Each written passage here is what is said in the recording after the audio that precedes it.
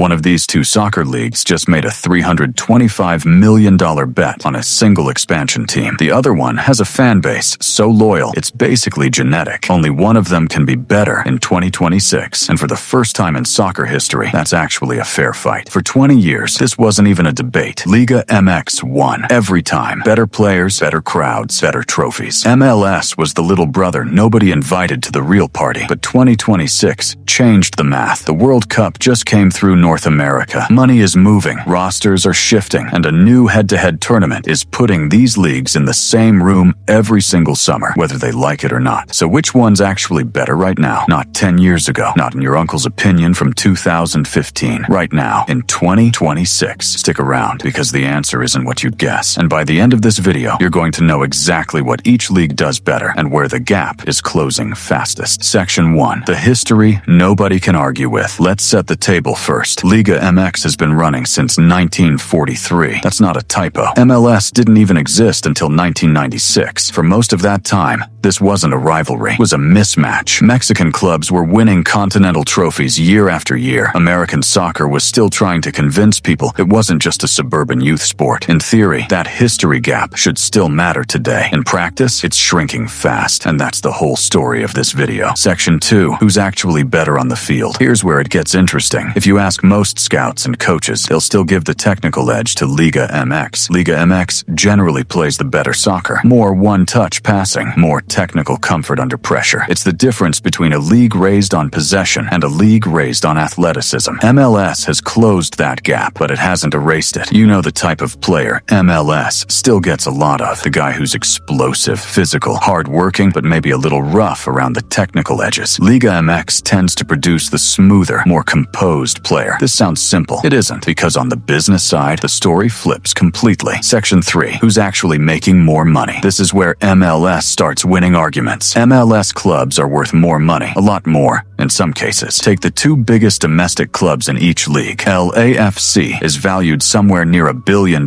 making it MLS's most valuable club. Meanwhile, Chivas de Guadalajara, one of Liga MX's biggest brands, sits closer to $290 million. That's not a small gap. That's a different financial universe. Why? American ownership groups, stadium deals, a billionaire-heavy investor pool. MLS was basically built like a startup from day one. And remember that $325 million expansion fee from the intro? That's not even the ceiling anymore. Every new team that joins is paying more than the last one. Liga MX still leads in soccer quality. MLS is winning the boardroom. Section 4. The attendance flex. Here's a stat that surprises a lot of people. MLS actually draws bigger average crowds than Liga MX right now. Stadiums like Atlanta and Seattle regularly pack in numbers that most Liga MX teams can only dream about on a random Tuesday night. But here's the catch. Attendance isn't the same thing as passion. Liga MX fan culture runs deeper, generational deeper, grandfather to grandson deeper. These are clubs tied to cities and neighborhoods for 80-plus years. MLS fandom, in a lot of markets, is still being built in real time. So MLS wins the stadium count. Liga MX wins the bloodline. Section 5. The League's Cup, the ultimate report card. This is the part that actually settles arguments now, instead of just fueling them. Every year, all 18 Liga MX teams and 18 MLS teams get thrown into one tournament called League's Cup. Same competition, same rules, no excuses. A minimum of 58 of the 62 matches are guaranteed to be interleague matchups, meaning MLS teams are constantly getting tested directly against Liga MX teams and vice versa. This is the closest thing soccer has to a controlled experiment between these two leagues, and the results have been closer than anyone from 10 years ago would believe. In theory, this should be a Liga MX blowout every summer. In practice, MLS teams are winning real matches, advancing deep and occasionally embarrassing clubs that used to be untouchable. Section 6. The talent pipeline battle. Here's where both leagues are quietly fighting the same war, keeping their best young players from leaving too early. Liga MX has historically been better at developing technical young talent, academies, youth systems, a soccer-first culture that starts before kids can even walk straight. MLS is playing catch-up here, but it's investing heavily. More academies, more homegrown player rules, more more money thrown at youth development than the league has ever spent before.